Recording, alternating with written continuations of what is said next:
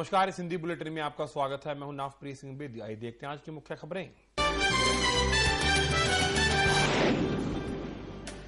पश्चिमी बंगाल के कोलकाता में एक बार फिर मानवता हुई शर्मसार। डाका डालने पहुंचे अपराधियों ने किया 70 वर्षीय नन से सामूहिक दुष्कर्म। ममता बनर्जी ने दिया घटना की सीआईडी जांच के आदेश।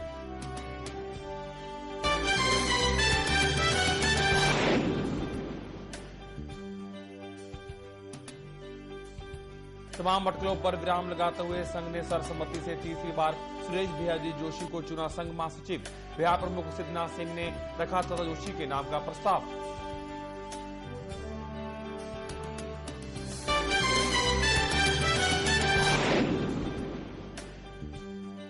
देश के पूर्व सैनिकों को एक बार फिर थल सेनाध्यक्ष दलबीर सिंह सुहाग ने वन रैंक वन पेंशन पर किया आश्वस्त। कहा 1 अप्रैल 2014 से पूर्व सैनिकों को मिलेगी वन रैंक वन पेंशन का लाभ एरियर सहित।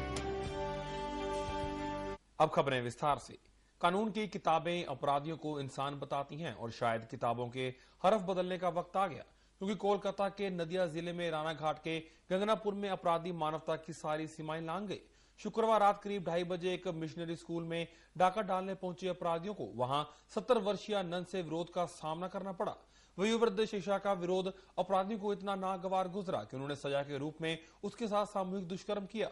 वहीं मुख्यमंत्री ममता बनर्जी ने घटना की कड़ी निंदा करते हुए सीआईडी जांच के आदेश दे दिए। प्राप्त जानकारी के मुताबिक 8 से 10 डकैतों के गिरोह ने शुक्रवार देर रात गंगनापुर के convent of Jesus and Mary high school में धावा बोला।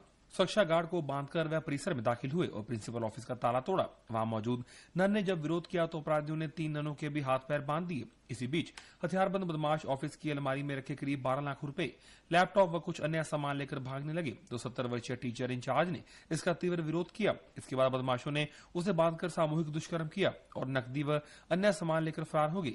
टीचर इंचार्ज को गंभीर हालत में स्थानीय रानाघाट स्टेट जनरल अस्पताल में भर्ती करवाया गया। घटना की खबर मिलते ही नदिया जिले के डीएम व एसपी मौके पर पहुंचे और मुख्यमंत्री के निर्देश पर सीआईडी मुख्यालय से डीएसपी रैंक के अधिकारी के नेतृत्व में 4 सदस्यीय सीआईडी टीम भी मौके पर पहुंची। फोरेंसिक विशेषज्ञों ने मौके से साक्ष्य एकत्रित किए और स्कूल में लगे सीसीटीवी कैमरे की फुटेज के जरिए अपराधियों को पकड़ने की कोशिश की जा रही है। सीसीटीवी फुटेज से मिली तस्वीरों के आधार पर अपराधियों का स्केच बनाया जा रहा है। शक के आधार पर पुलिस ने फिलहाल 2 लोगों को हिरासत में लिया। शनिवार सुबह इस जघन्य अपराध के सामने आते ही स्थानीय लोगों के साथ स्कूल के विद्यार्थी व शिक्षकों ने राष्ट्रीय राजमार्ग संख्या 34 को 3 घंटे तक बाधित रखा। स्थानीय लोगों का आरोप है कि 1 सप्ताह पहले गंगनापुर थाने में स्कूल की सिस्टरों को सुरक्षा मुहैया करवाने की लिखित मांग की गई थी। इसके बावजूद कुछ नहीं किया गया। कोलकाता से आर्च बिशप थॉमस डिसूजा भी घटनास्थल पर पहुंचे। घटना की कड़ी निंदा करते हुए आर्च बिशप ने कहा कि ऐसी घटनाएं बंगाल के इतिहास में पहले कभी नहीं हुई। दोषियों को कड़ी सजा देने की मांग करते हुए उन्होंने कहा कि ऐसी घटनाएं क्यों घट रही हैं, इसके लिए प्रशासन, समाज व सभी की भूमिका पर गहन चिंतन की जरूरत है। I mean, it's a very, very shameful act. First of all, to rape any woman, any female, is a horrible and shameful act. But this one becomes even worse because, first of all, she is an old lady, and then on top of it, she is a nun. She is a religious who has consecrated her life to God, and all her life she has remained a virgin. And at this age, to be treated like this by anybody, whoever they may be, it's absolutely shameful and condemnable, and we strongly condemn this. This is really a worrisome incident that within 16 hours 3 women have been raped, and it is happening in Bengal, which was safest place for women in the sense of crimes against women. But now the chief minister and her party leaders, they have been instigating rapists against the women, and they have been instigating their own party workers to rape the women of other parties. Certainly the attitude of this CM and their leaders, it has emboldened the rapists, and we demand strict action against the rapists. जघन्य अपराध के खिलाफ कड़ी कार्रवाई कब होगी पता नहीं, लेकिन राजनीतिक रोटियां सेकने वाले सक्रिय हो गए। राज्य के शहरी विकास मंत्री फिरहाद हकीम ने घटना की निंदा करते हुए इसके लिए परोक्ष रूप से भाजपा को जिम्मेदार ठहराया। कोलकाता से ब्यूरो रिपोर्ट, चैनल 2। अटकलों के विपरीत सुरेश भैयाजी जोशी आज सर्वसम्मति से तीसरी बार संघ के महासचिव चुने गए। इस प्रभावशाली दक्षिणपंथी संगठन में यहां पदोन्नति में दूसरा स्थान है। संघ के अखिल भारतीय सह प्रचार प्रमुख नंद कुमार ने संवाददाताओं को बताया कि अपने सांक्षणिक कौशल और दक्ष योजना के लिए पहचाने जाने वाले जोशी संघ की नीति निर्धारित समिति अखिल भारतीय प्रतिनिधि सभा की बैठक में प्रतिनिधियों द्वारा अगले 3 साल के लिए सर कार्यवाह चुने गए। उन्होंने बताया कि जोशी के नाम का प्रस्ताव संगठन के बिहार प्रमुख सिद्धनाथ सिंह ने रखा तथा बी प्रकाश, रामकिशन राव एवं सुनील भाई मेहता ने उसका अनुमोदन किया। बी प्रकाश राजस्थान संगठन के प्रमुख हैं, जबकि रामकिशन राव एवं सुनील मेहता क्रमश दक्षिणी, मध्य और पश्चिमी भारत में संगठन प्रमुख हैं। उन्होंने बताया कि जोशी को उत्तरी क्षेत्र के बजरंग लाल गुप्ता ने निर्वाचित घोषित किया। गुप्ता इस चुनाव के निर्वाचन अधिकारी थे।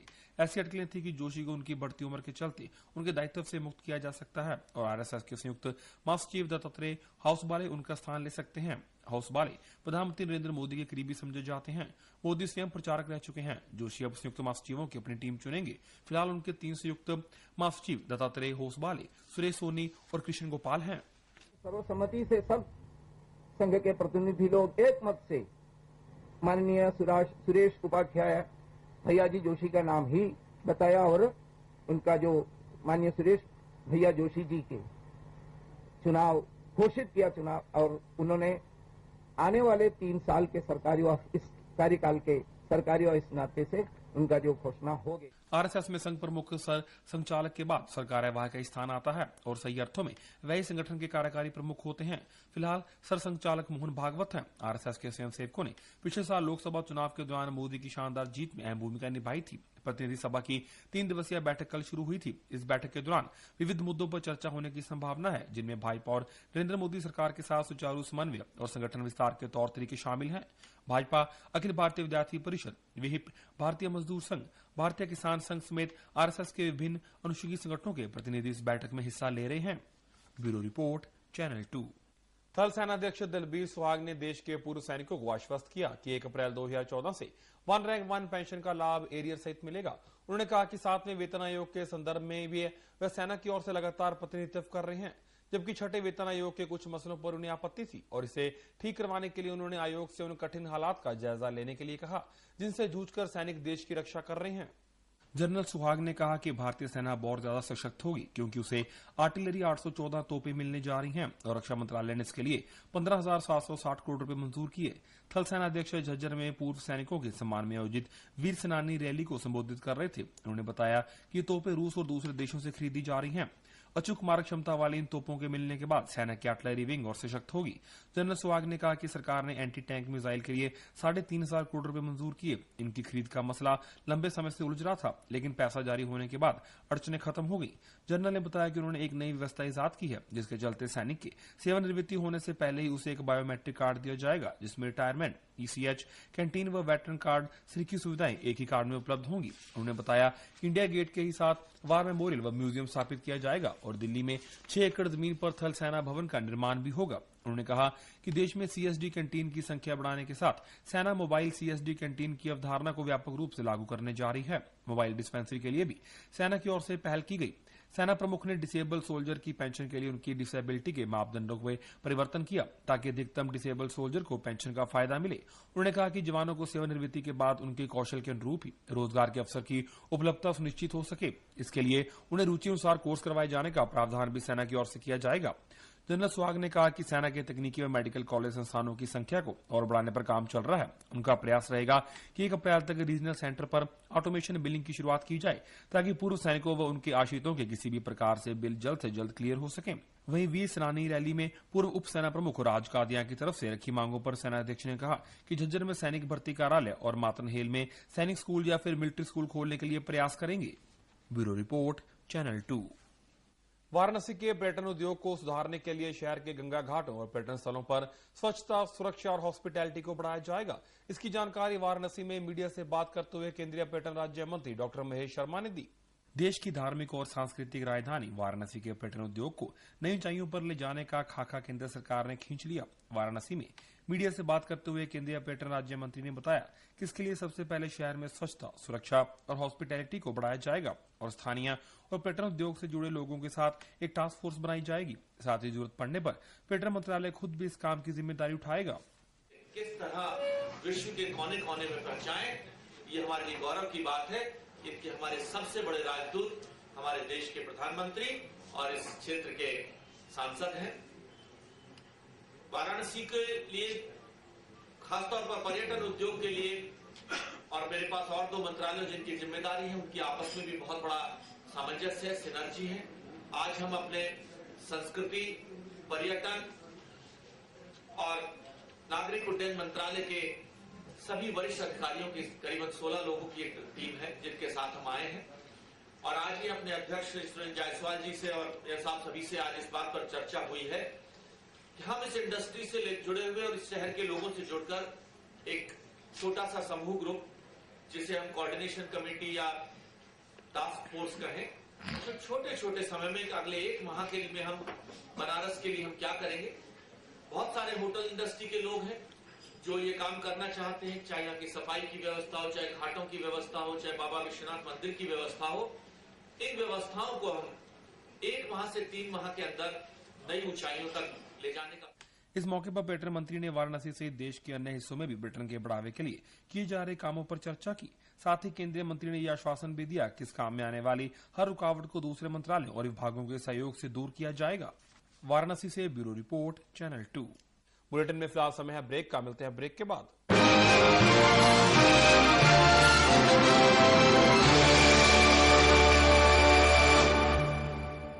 ज्यादातर किसानों ने सरताज जिप्सम को अपनाया। मैं गन्ना बीजदा 15 किले, पहला 400 कुंटल निकलता सीगा, हुण 600 कुंटल निकलदा। बहुत वधिया रिजल्ट है। सब्जी भी पाउने आ, बहुत वधिया सब्जी। कणक जी पाई है ऐतकी, झाड़ कणक दा झाड़ घट्टो घट 4 कुंटल वध। सरताज जिप्सम नेचुरल इंपोर्टेड सल्फर व कैल्शियम से युक्त। बड़ा कदम तेरे नाल नाल तेरा देश बदल आए। बड़ा कदम तू, बड़ा कदम ए तेरा योगदान है जेड़ा जग विच लाए। ए मुल्क तेरे टैक्स तो छू रहा आसमाए। तेरे टैक्स तो ही चलेगा ए वतन। बड़ा कदम तुसी कदम बढ़ाओ अपना आयकर देके। अपना एडवांस टैक्स अदा करो इस महीने की 15 तारीख तक। आयकर विभाग राही जारी। अभी मिली जानकारी से पता चला है कि शहर के सभी मेडिकल शॉप्स पर अचानक लोगों की भीड़ उमड़ आई है। ज्यादा जानकारी के लिए चलते हैं दिवेश के पास। दिवेश, कौन है ये लोग, क्या चाहते हैं? हाँ शेफाली, कुछ दिन पहले रेड गो लिवर सिरप और रेड गो लिवर कैप्सूल मार्केट में आए हैं। लोगों का कहना है कि जब से उन्होंने इसका इस्तेमाल किया है तब से उनकी सेहत में सुधार हुआ है और उनकी भूख भी बढ़ गई है। हमारे साथ कुछ ऐसे लोग मौजूद हैं। क्या कहना है आपका इसके बारे में? कमाल दी गल है, कहना की है यार। रेड गोल्ड हिट है, साडी सेहत लिए फिट है, भूख बढ़ाता है, चेहरे पे रौनक लाता है। Red go liver syrup and red go liver capsule, भूख बढ़ाए, चेहरे पे रौनक लाए।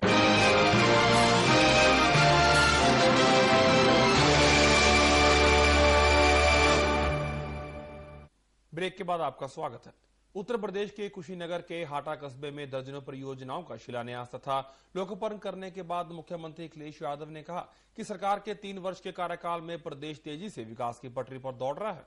उत्तर प्रदेश के मुख्यमंत्री अखिलेश यादव ने सरकार के 3 वर्ष के कार्यकाल को उम्दा बताया। मुख्यमंत्री ने कहा कि गांव तथा गरीब सरकार की प्रमुखता में है और विपक्षी दल केवल कमी निकाल जनता को गुमराह कर रहे हैं। उन्होंने केंद्रीय बजट में उत्तर प्रदेश की उपेक्षा करने का आरोप भी लगाया। अखिलेश ने कहा कि उत्तर प्रदेश से बीजेपी के सबसे अधिक सांसद जीते, लेकिन बजट में केंद्र ने यहाँ को पूरी तरह से उपेक्षित किया। क्या गेहूं काटोगे वाईफाई से? क्या वाईफाई से नाव चलाने लगोगे? अगर ये चीजें वाईफाई कर रहे हो तो लैपटॉप में, कंप्यूटर में, मोबाइल नहीं चलेगा। तो जब समाजवादी लोग दे रहे थे तो बुरा था। आज जो वाईफाई कर रहे हैं, स्मार्ट सिटी कर रहे हैं, वो है कहां, ये बताइए। इसलिए मैंने शुरू में कहा कि तमाम ताकतें ऐसी हैं जिन्हें बहकाना आता है, और याद रखना बहकाना आसान है, समझा। उन्होंने कुशीनगर की ऐतिहासिकता जिक्र करते हुए कहा कि यहाँ शिक्षा, चिकित्सा एवं स्वास्थ्य सुविधाएं के विस्तार के लिए सरकार विशेष ध्यान देगी। अखिलेश यादव ने कहा कि अप्रैल में मेत्रा परियोजना का काम शुरू करा दिया जाएगा और यहाँ के किसानों के बकाया गन्ना मूल्य का पूरा भुगतान सरकार दिलाएगी। किसान के सामने संकट पैदा कर किसी ने किया है तो केंद्र की सरकारों की गलत नीतियों की वजह से। हमने कई पत्र लिखे हैं और कई बार और इस मंच के स्तर से भी कहा है, प्रेस के स्तर पे भी कहा है कि जो विदेश से चीनी आएगी, विदेश से रॉ शुगर आएगी तो संकट पैदा होगा। और उसी का परिणाम है कि पिछले 2 साल से लगातार किसानों के सामने संकट पैदा हो रहा है। हम जानते हैं किसानों की तकलीफ है, परेशानी है और संकट में भी है, दुखी भी है, लेकिन जो हम लोग मदद कर रहे हैं उस मदद को भी नहीं कह पाते। कई बार पिछले बार बजट में हमने 700 करोड़ रुपया दिया था जिससे कि किसानों का पूरा भुगतान हो जाए गन्ने का। इस बजट में भी हमने 2000 करोड़ रुपए रखा है। हमें हम गन्ना किसानों से कहना चाहेंगे, ये समाजवादी सरकार है, ये केंद्र की गलत नीतियों के कारण तो बाजार खराब हो रहा है। जो कीमत चीनी की होनी चाहिए बाजार में नहीं है। जिस समय हमने 280 रुपए क्विंटल पैदा किया, जो दाम तय किया था, उस समय बाजार में चीनी की कीमत ज्यादा थी, लेकिन आज चीनी की कीमत कम है। कोई भी सरकार है उसकी जिम्मेदारी 3 है, जहां चीनी मिले चले, चीनी भी ज्यादा महंगी न हो और किसानों के गन्ने का भी भुगतान हो जाए। हम अपने किसानों को भरोसा दिला के जा रहे हैं। बजट में ही हमने तय किया है कि किसान वर्ष के रूप में लगातार समाज। उन्होंने पूर्वी उत्तर प्रदेश में इलाज के एकमात्र बड़े केंद्र गोरखपुर मेडिकल कॉलेज में सुविधाएं बढ़ाने की भी घोषणा की। सीएम ने कहा कि इसके लिए अलग से धन भी दिया जाएगा। कुशीनगर से ब्यूरो रिपोर्ट, चैनल 2। भाजपा की राष्ट्रीय कार्यकारिणी का विस्तार होने पर उत्तराखंड से सतपाल महाराज को अमित शाह की टीम में शामिल किया गया। वहीं सतपाल ने टीम में शामिल होने पर आने वाले विधानसभा चुनाव में पार्टी को उत्तराखंड में जिताने का वायदा किया। भाजपा की राष्ट्रीय कार्यकारिणी टीम में गढ़वाल से त्रिवेंद्र रावत, हरवंश कपूर, सतपाल महाराज और मदन कौशिक को जगह मिली। वहीं कुमाऊं से किसी भी नेता को कार्यकारिणी में शामिल नहीं किया गया। सतपाल महाराज ने अमित शाह की टीम में जगह मिलने के बाद अपनी जिम्मेदारी निभाते हुए उत्तराखंड में 2017 में होने वाले विधानसभा चुनाव में जीत दिलाने के लिए पार्टी के आला नेताओं से वायदा किया और राज्य की कांग्रेस सरकार पर निशाना साधते हुए कहा कि कांग्रेस सरकार केवल खनन और शराब माफियों के बीच उलझी हुई है, जिसका खामियाजा राज्य की मासूम जनता को उठाना पड़ रहा है। कि सरकार का ध्यान अगर खनन से और शराब से हट करके उत्तराखंड के विकास की ओर लगता तो उत्तराखंड का विकास होता, पर सरकार केवल खनन में और शराब में उलझी हुई। सतपाल महाराज ने राज्य के बजट पर आपत्ति जताते हुए कहा कि राज्य सरकार के बजट में केवल कांग्रेस का चेहरा दिखाई दिया, जिसमें पर्यटन, भूतपूर्व सैनिकों और नीति आयोग का कहीं भी जिक्र नहीं और यह बजट कांग्रेस सरकार की विफलताओं को उजागर करता है। बहुत कमियां हैं उसमें, पर्यटन के का उल्लेख नहीं है, उसमें जो है पुनर्वास का कोई उल्लेख नहीं है, भूतपूर्व सैनिकों का कोई उल्लेख नहीं है, नीति आयोग के बारे में कुछ नहीं कहा गया। नीति आयोग बड़ा महत्वपूर्ण है हमारे उत्तराखंड के लिए, क्योंकि इससे ही हम प्लानिंग कमीशन की जगह जो हम केंद्र सरकार से जो है पैसा मांगेंगे। हल्द्वानी से ब्यूरो रिपोर्ट, चैनल 2। भाजपा नेता सुब्रमण्यम स्वामी के मुताबिक मस्जिद कोई धार्मिक स्थल नहीं, इसलिए उसे कभी भी तोड़ा जा सकता है। स्वामी ने कहा कि मस्जिद धार्मिक स्थल नहीं होते, बल्कि ये एक सामान्य इमारत होती है जिसे कभी भी तोड़ा जा सकता है। स्वामी के इस बयान का असम में जबरदस्त विरोध हुआ और उनके खिलाफ मामला भी दर्ज करवाया गया। स्वामी ने अपने बयान के पक्ष में तर्क देते हुए सऊदी अरब का एक उदाहरण पेश किया, जहां सड़कें बनाने के लिए मस्जिदों को जमींदोज कर दिया गया। उन्होंने कहा कि मस्जिद कोई धार्मिक स्थल नहीं होता, ये महज एक इमारत होती है, इसे कभी भी गिराया जा सकता है। स्वामी ने कहा कि यदि कोई मेरी राय से इत्तेफाक नहीं रखता तो मैं इस मुद्दे पर उसके साथ बहस करने को तैयार हूं। इस बयान का विरोध करते हुए राज्य के कई संगठनों ने बीजेपी नेता के पुतले जलाए और Assam Waqf board, all Assam minority students union और अन्य मुस्लिम संगठनों ने स्वामी के खिलाफ कार्रवाई की मांग की। वहीं कृषक मुक्ति संग्राम समिति नाम की एक संस्था ने स्वामी के खिलाफ एफआईआर भी दर्ज करवा दी। संस्था के अध्यक्ष अखिल गोगोई ने कहा कि विधानसभा चुनाव से पहले बीजेपी राज्य में सांप्रदायिक भावना भड़काना चाहती है। मुसलमानों के खिलाफ स्वामी का विवादास्पद बयान इसी षड्यंत्र का एक हिस्सा है। वहीं मुख्यमंत्री तरुण गोगोई ने भी सुब्रमण्यम स्वामी और भाजपा की आलोचना करते हुए कहा कि भाजपा को असम वासियों की भावनाओं को चोट पहुंचाने की कीमत चुकानी होगी। इधर बयान के खिलाफ लोगों की नाराजगी को भांपकर भाजपा की राज्य इकाई ने स्वामी के इस बयान से किनारा कर लिया। भाजपा प्रदेश अध्यक्ष सिद्धार्थ भट्टाचार्य ने कहा कि ये स्वामी के निजी बयान है, लेकिन इस मुद्दे पर हम अपने केंद्रीय तत्व को लिखेंगे। Bureau report, channel 2। बीते जमाने की जानी मानी अभिनेत्री रति अग्निहोत्री ने शनिवार को अपने पति के खिलाफ घरेलू हिंसा और डराने धमकाने की शिकायत दर्ज करवाई। उनकी शिकायत पर पुलिस ने अभिनेत्री के पति अनिल वीरवानी के खिलाफ मामला दर्ज कर लिया। वे अपने पति और अभिनेता बेटे तनुज के साथ दक्षिणी मुंबई के वर्ली इलाके में रहती हैं। इस बारे में पुलिस उपायुक्त एस जय कुमार का कहना है कि 1985 में अनिल वीरवानी से शादी करने वाली अभिनेत्री रति अग्निहोत्री ने शनिवार को अपने पति के खिलाफ शिकायत दर्ज करवाई। इसमें उन्होंने वीरवानी पर मानसिक शोषण के अलावा प्राय मारपीट करने का आरोप लगाया। पुलिस अधिकारी के अनुसार रति की शिकायत पर वीरवानी के खिलाफ मामला दर्ज कर लिया गया। शिकायत के अनुसार दक्षिणी मुंबई के वर्ली इलाके में वास्तुविद कारोबारी पति और अभिनेता बेटे तनुज के साथ रहने वाली रति लंबे अरसे से घरेलू हिंसा का शिकार है। पुलिस के अन्य अधिकारी ने बताया कि इससे पूर्व 7 मार्च को भी रति ने पुलिस में वीरवानी के खिलाफ मौखिक शिकायत की थी। उन्होंने पुलिस को अपना वह हाथ भी दिखाया जिसे पति ने मारपीट के दौरान घायल कर दिया था। पुलिस के मुताबिक वीरवानी का कारोबार अच्छा नहीं चल रहा है। शायद यही कारण है कि वह दिन अपनी पत्नी के प्रति आक्रामक होता जा रहा है। पुलिस उपायुक्त जय कुमार ने कहा कि हम मामले की जांच करेंगे और दोषी पाए गए तो वीरवानी के खिलाफ कार्रवाई भी करेंगे। वैसे तो रति अग्निहोत्री ने कई फिल्मों में अभिनय किया, लेकिन 1981 की सुपरहिट फिल्म एक दूजे के लिए में उम्दा अदाकारी के लिए उन्हें खास तौर पर याद किया जाता है। Bureau report, channel 2।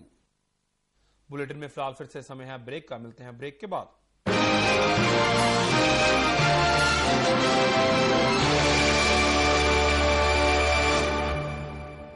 ਹੁਣ ਕਿਸਾਨ ਭਰਾਵਾਂ ਦੀ ਬੱਲੇ ਬੱਲੇ ਬੱਲੇ ਵੀ ਬੱਲੇ। ਸਰਦਾਰ ਜਿਸਨ ਦੀ ਕਮਾਲ ਹੋ ਗਈ। 4-4 ਕੁਇੰਟਲ ਪ੍ਰਤੀ ਏਕੜ ਝਾੜ ਵਧਾਤਾ ਜੀ। ਕੈਲਸ਼ੀਅਮ ਤੇ ਸਲਫਰ ਦੇ ਰੂਪ ਵਿੱਚ ਆ ਗਿਆ ਹੈ। ਸਰਦਾਰ ਜਿਸਨ ਨੇ ਤੇ ਕਮਾਲ ਕਰਤੀ ਹੈ। 1.5 ਟਰਾਲੀ ਤੂੜੀ ਦੀ ਵੱਧ ਨਿਕਲੀ ਹੈ। ਨਾਲੇ 50 ਬੋਰੀਆਂ ਦੀ ਥਾਂ 5 ਬੋਰੀਆਂ ਹੀ ਕਾਫੀ। ਹੁਣੇ ਕਾਲ ਕਰੋ toll free number 1-800 180 21। We don't do this. Slim is the new fashion. Stay slim with Jolly Fat Goat DS. Now new advanced formula with pineapple and green tea extracts. Jolly Fat Goat DS capsules and oil. Slim, smart और fit रहें। पाइए 3 Jolly Fat Goat DS capsules pack के साथ एक Jolly aloe vera vera 99 बिल्कुल मुफ्त।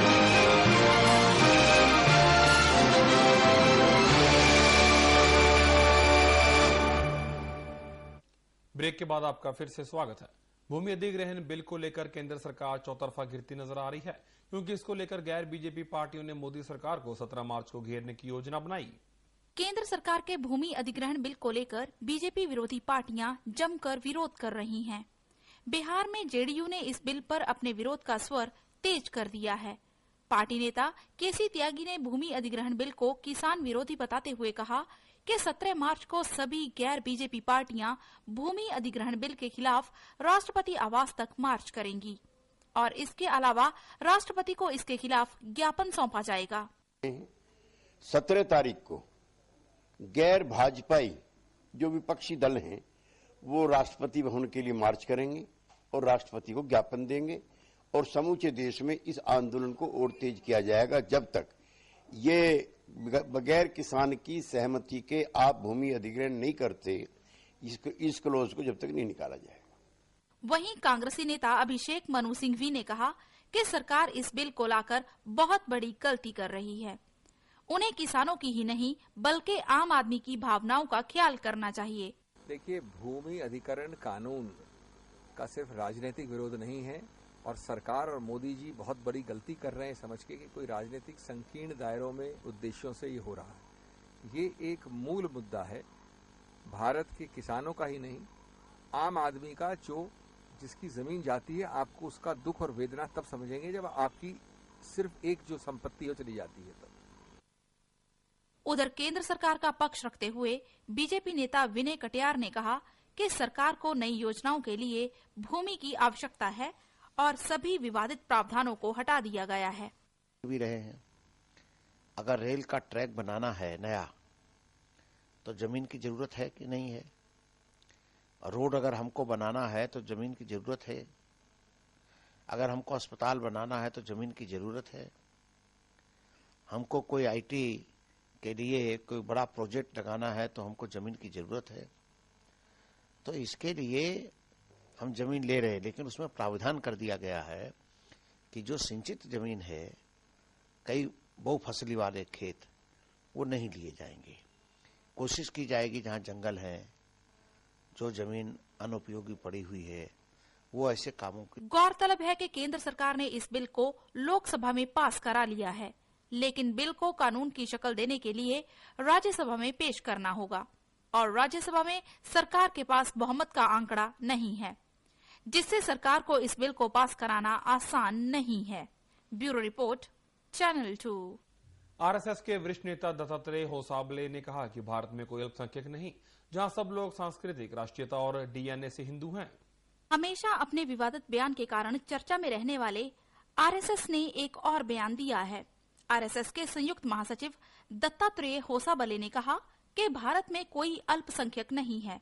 भारत में सब लोग संस्कृति, राष्ट्रीयता और डीएनए से हिंदू हैं। इस पर कांग्रेस नेता अभिषेक मनु सिंघवी ने कहा कि जब से मोदी प्रधानमंत्री बने, उनके 8-9 महीने के कार्यकाल में जितने दुर्भाग्यपूर्ण वक्तव्य हो सकते थे वो सब आ गए हैं। माननीय मोदी जी प्रधानमंत्री बने हैं, 8-9 महीने के अल्प काल में जितने इस प्रकार के दुर्भाग्यपूर्ण वक्तव्य हो सकते हैं सब आ गए हैं। ये आरएसएस की तरफ से है।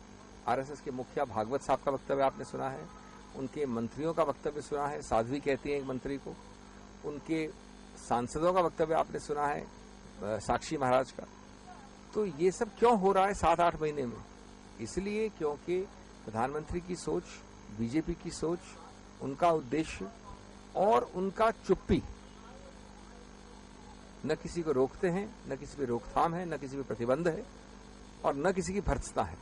तो इसलिए भारत की अस्मिता और भारत की जो पूरी एक ढांचा है उसको बिना समझे इस प्रकार की सस्ती राजनीति के लिए उसका विघटन करना अत्यंत दुर्भाग्यपूर्ण। तो वहीं दूसरी तरफ कांग्रेस नेता जेपी अग्रवाल ने बीजेपी पर हमला करते हुए कहा कि बीजेपी और जितने इनके सहयोगी दल हैं और जब से सरकार बनी है तब से इन्होंने धार्मिक भावनाएं भड़काने के अलावा और कोई काम नहीं किया है। भारतीय जनता पार्टी और इसके जितने सहयोगी दल हैं, जब से इनकी सरकार आई है, जब से सिवाय धार्मिक भावना भड़काने के, नफरत के बीज पैदा करने के और ऐसे मुद्दे उठाने के जिससे दूसरी कौम चिढ़े और कोई काम नहीं करता ये देश सेकुलर देश है और हमें हरेक की भावना का सम्मान करना चाहिए। आज तक मैंने इनकी उन संस्थाओं से डेवलपमेंट के काम के बारे में या रोजगार देने के बारे में या रोटी देने के बारे में मैंने नहीं सुना कभी किसी ने मांग करी हो। जब भी बोलते हैं, जब इसी तरह की भाषा बोलते हैं। इस सब का बचाव करते हुए बीजेपी नेता विनय कटियार ने कहा कि इस भारत में जो भी रहते हैं वो देश को मानते हैं और सबके पूर्वज आज नहीं तो कल हिंदू थे। साथ ही उन्होंने कहा कि पाकिस्तान के अंदर रहने वाला व्यक्ति पाकिस्तानी है, अफगानिस्तान के अंदर रहने वाला व्यक्ति अफगानिस्तानी है। आप दोनों विषयों को एक साथ मिला रहे हो। ये दोनों में बहुत जमीन आसमान का अंतर है। इस भारत के अंदर रहने वाले जितने भी लोग हैं सब इस देश को मानते हैं और सबके पूर्वज आज नहीं तो कल सब तो हिंदू थे। अयोध्या के अंदर भी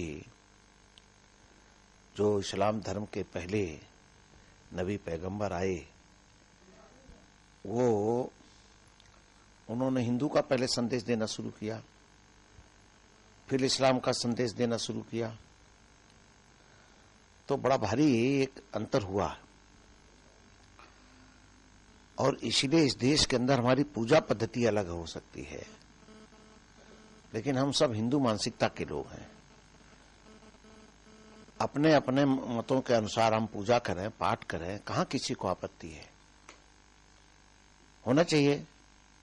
पाकिस्तान के अंदर रहने वाला हर व्यक्ति पाकिस्तानी हो गया है, अफगानिस्तान के अंदर रहने वाला सब अफगानिस्तानी हो गया है, इसी प्रकार हिंदुस्तान के अंदर रहने वाला सब हिंदुस्तानी है।